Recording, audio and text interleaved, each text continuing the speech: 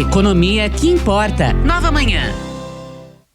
Marcela Kawauchi, economista da Lifetime Asset, todas as quintas-feiras aqui com a gente. Gostou do Missionato, Marcela? Bom dia. Gostei. O que eu mais gostei aí foi da tapioca virtual que a ouvinte lá do Nordeste mandou. Se puder mandar um pedacinho pra mim, eu quero também. Virtual dá pra mandar aqui pra galera, para o time inteiro dá pra mandar. A minha é com presunto e queijo, por favor. Boa. Vamos lá, vamos falar, porque olha, mercado financeiro nervoso nos últimos dias, muito nervosismo. Teve lá a questão, primeiro no Japão, né? Eu acho que mexeu um pouquinho aí com os mercados e todo esse receio, afinal, se teremos ou não uma recessão nos Estados Unidos. É basicamente esses os ingredientes que estão deixando aí o mercado tão volátil, Marcela? Esses são os dois principais, Michele. Eu sempre falo aqui que a economia está em tudo, né? Tudo que a gente vê tem algum impacto final na economia. E o que a gente viu nessa última semana foi uma infeliz coincidência de fatores. Às vezes, quando a gente tem aí nas notícias, quando tem um acidente de avião, por exemplo, os especialistas falam que o avião nunca cai por conta de uma única coisa, né? Uma sucessão de problemas, de erros. No caso desse estresse nos mercados financeiros, a gente também pode atribuir a uma sucessão de fatores que, infelizmente, convergiram para esse nervosismo todo. Vamos lá. Na quinta-feira, a gente teve uma alta de juros no Japão. Foi uma alta de juros surpresa.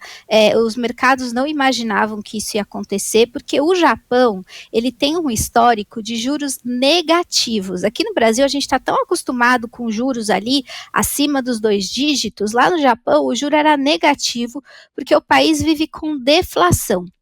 E aí, de uma hora para outra, o Banco Central japonês elevou esses juros. É pouca coisa para os nossos padrões, mas para os padrões japoneses isso foi o ingrediente aí de grande nervosismo. Por quê?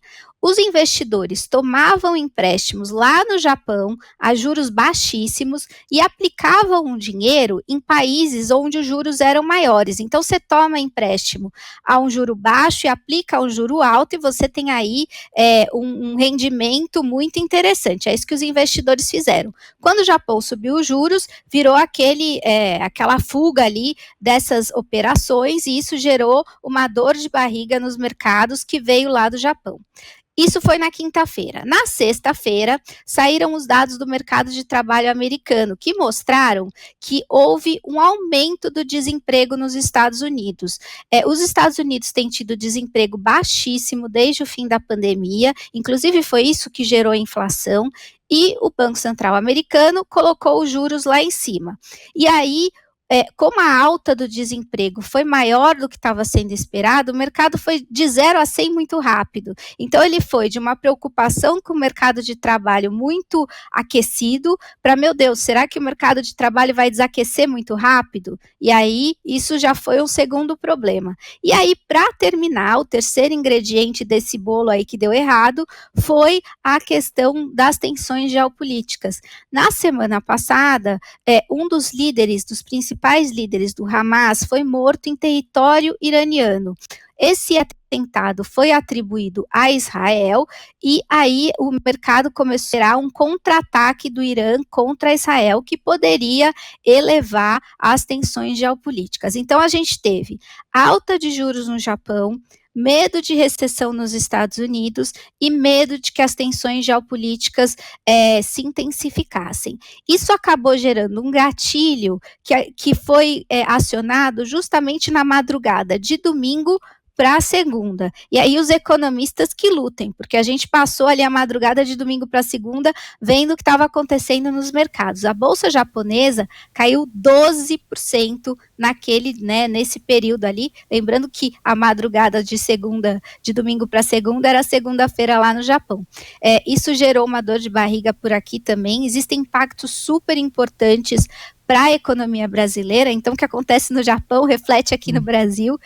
A nossa bolsa acabou caindo, o dólar acabou se valorizando, ou seja, a gente viu o dólar ali para beirar os 5,80, e a gente tem também queda de preços de commodities. Então, são 3 efeitos importantes que acabam afetando a gente, né? Então, queda da Bolsa Brasileira. Então, essa aversão ao risco fez com que os investidores deixassem de comprar ações por aqui, aí o dólar acaba se valorizando um pouco mais, isso pode gerar mais inflação aqui no Brasil, e por outro lado, queda de preços de commodities. Se os Estados Unidos vão crescer menos ou entrar em recessão, provavelmente vão só crescer menos. As commodities, cai o preço de commodities, e a gente, Brasil, que é exportador de commodities, também acaba atraindo menos dinheiro lá de fora. Então, os efeitos são bem importantes. Essa semana, né, de segunda-feira para cá, houve uma correção desse exagero, mas ainda assim a tensão no mundo, que a gente chama de aversão ao risco, continua. Então a gente vai continuar vendo esses efeitos desse nervosismo do final de semana. Perfeito. Só para fechar, rapidinho, Marcela, a gente tem hoje um início de debates pela Rede Bandeirantes com os candidatos às prefeituras, né, nas principais cidades. Essa eleição de algum modo interfere aqui na nossa economia ou não? Com certeza, Nonato, a economia está em tudo. Essa eleição é bem importante para a gente entender os apoios e coligações do governo federal e da oposição.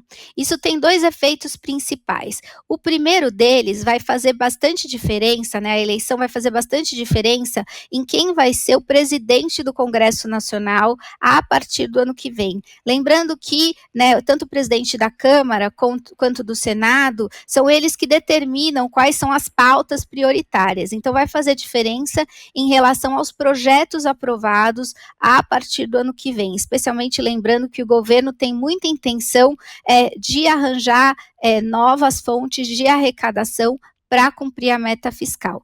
Em segundo lugar, o resultado das eleições vai dar um gostinho para a gente do que vai ser a eleição de 2026, a eleição presidencial. Então, o resultado das urnas, lembrando que essa eleição tem uma polarização entre o apoio do atual presidente e do ex-presidente, o resultado vai dar para a gente um gostinho do que é a popularidade de cada um dos polos e quem pode ser, né, quem podem ser as grandes figuras ali que vão despontar como candidatos para 2026. Então, essa eleição vai ser bastante importante, especialmente os resultados nas capitais. Tá certo. Marcela Kawauchi, muito obrigado pela participação aqui conosco. Bom finalzinho de semana aí para você. Até semana que vem. Para vocês e para os ouvintes também. Ô Má, fica na escuta aí, vendo daqui a pouquinho, porque chegou a tapioca virtual, viu? Daqui a pouquinho a gente vai mostrar aqui no ar. Boa. Beijo.